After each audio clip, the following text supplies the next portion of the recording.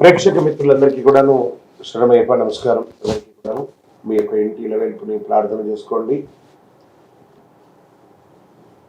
సద్గురువులందరినీ కూడా ప్రార్థన చేసుకోండి. మా ఛానల్ చూస్తున్న వాళ్ళందరికీ కూడా పేరు పేరున ధన్యవాదములు. ఇంకా చాలామంది సబ్స్క్రైబర్స్ అవ్వట్లేదు. లైక్ చేయండి, షేర్ చేయండి, సబ్స్క్రైబ్ చేయండి. ఇంకా మంచి మంచి కార్యక్రమాలు మీకు ఇవ్వడానికి మేము మా వంతు కృషిగా చాలా ప్రయత్నం చేస్తాము. ఈ 2023 డిసెంబర్ నెల గ్రహస్థితులతో సహా ఈ ద్వాదశ రాశులకి ఎలా ఉంది అని మనం తెలుసుకోవడానికి ముందు జాతకం ఎవరు తెలుసుకోవాలి, అసలు జాతకం తెలుసుకోవడం అవసరమా, గోచార గ్రహస్థితులను దృష్టిలో పెట్టుకొని అన్ని వర్గాల వాళ్ళని మేము గణించి చెప్పడం జరుగుతుంది. ఈ యొక్క జాతకం అనేది మీ యొక్క వ్యక్తిగత జాతకానికి ఒక 30 నుంచి 40% మాత్రమే ఇది వర్తిస్తుంది. కానీ మీ యొక్క వ్యక్తిగత జాతకం సంపూర్ణంగా తెలుసుకోవడానికి మీరు పుట్టిన date of birth, time of birth, place of birth అవన్నీతో మీ పరిసర ప్రాంతాల్లో ఉన్నటువంటి సద్గురువుల్ని సంప్రదించి మీ పూర్తి జాతకాన్ని తెలుసుకోండి. ఇది నేను ప్రతిసారి చెప్పే ఒక రిపీట్ అయ్యేది. జాతకం పడుతున్న వర్షానికి ఒక గొడిగే కానీ జాతకం జీవితం కాదు. మళ్ళీ మళ్ళీ చెప్తున్నాను, జాతకం ఎంత తెలుసుకోవాలో అంతే తెలుసుకోవాలి, కానీ దాని గురించి డిపెండ్ అయ్యి డిస్టర్బ్ అవ్వకూడదు. మీ పరిసర ప్రాంతాల్లో ఉన్నటువంటి సద్గురులందరినీ కూడా సంప్రదించి ఆ పరిహారాలు ఏమైనా ఉంటే కూడా చేసుకొని ఆ నెల కార్యక్రమాలు చేసుకోండి. ఇప్పుడు మనం ఈ 12 రాసులకి ఎలా ఉన్నాయి రాసుల వాయిస్గా వెళ్దాం. జ్యోతిశాస్త్రరీత్యా ద్వాదశ రాశుల్లో 2వ రాశి అయినటువంటి వృషభ రాశి మిత్రులారా, మీరు కృతికా నక్షత్రం 2, 3, 4 పాదములు, రోహిణీ నక్షత్రం 1, 2, 3, 4 పాదములు, మృగశిర నక్షత్రం 1, 2 పాదాలకు జన్మించిన మీరు వృషభ రాశి వారిగా పరిగణించబడుతున్నారు. ఈ నెల డిసెంబర్ నెల మీకు శుభాశుభ ఫలితాలు ఎలా ఉన్నాయంటే, వృషభ రాశి వారికి డిసెంబర్లో గ్రహస్థితులు 11వ స్థానంలో లాభస్థానంలో రాహు అనుకూలిస్తున్నారు. 12వ స్థానంలో గురు భగవానుడు అర్ధశుభుడు, 5వ స్థానంలో శుక్రుడు యోగిస్తున్నాడు, 7వ స్థానంలో రవి కుజులు.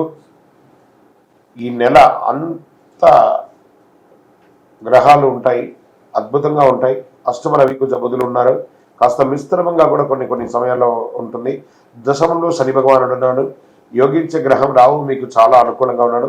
దంపతుల మధ్య చిన్న స్పర్ధలు వచ్చే అవకాశాలు ఉన్నాయండి. ప్రారంభమే కుటుంబంలో నుంచి చెప్తున్నాం. పూర్వ స్నేహితులు, పూర్వ బంధువులు లేదా అన్నతమ్ముడు, అక్కచెల్లెలతో ఆస్తి తగాదాలు, విభేదాలు వచ్చే అవకాశాలు కనబడుతున్నాయి. వ్యాపారం కాస్త మందకోడిగానే ఉంటుందని చెప్పచ్చు. ఎవరితోనూ కలవకుండా ఒంటరిగా ఉండాలని అన్నదమ్ముడు, తోబుట్టోళ్ళతో ఇబ్బందులు వచ్చే అవకాశం ఉన్నాయి సిబ్లింగ్స్ ద్వారా. కానీ లాభంలో రాహు సంచారం వల్ల యోగం. ఉద్యోగపరంగా విదేశాలకు వెళ్లే వారికి వీసా శాంక్షన్ అయ్యే అవకాశాలు కనబడుతున్నాయి. లేదా ఉద్యోగంలో మీరు ట్రాన్స్ఫర్ కోరుకున్న వారికి ఇది ఒక మంచి సమయం.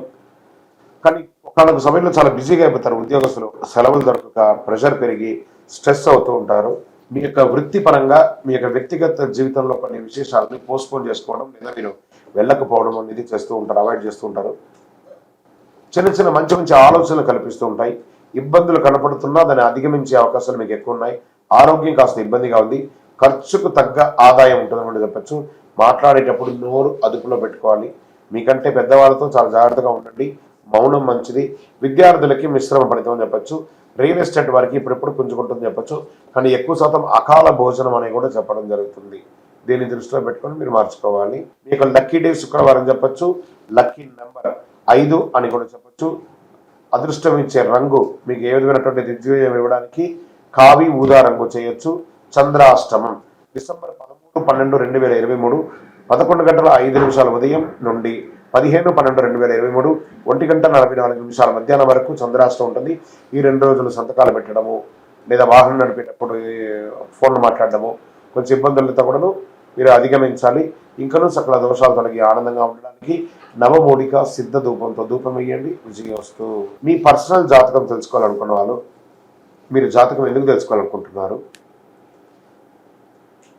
మీకున్న ప్రశ్నలు ఏంటి, ఇవన్నీ కూడాను మీ పేరు, మీ date of birth, time of birth, place of birth WhatsApp చేయాలి, కాల్ కాదు. మా కింద కనబడుతున్న నెంబర్కి వాట్సాప్ చేయండి. మేము చూసి మీకు రిప్లై ఇస్తాం. అప్పుడు మీరు కాల్ చేయొచ్చు. మళ్ళీ చెప్తున్నాను, ఇల్లీగల్ ప్రశ్నలు అడగకూడదు.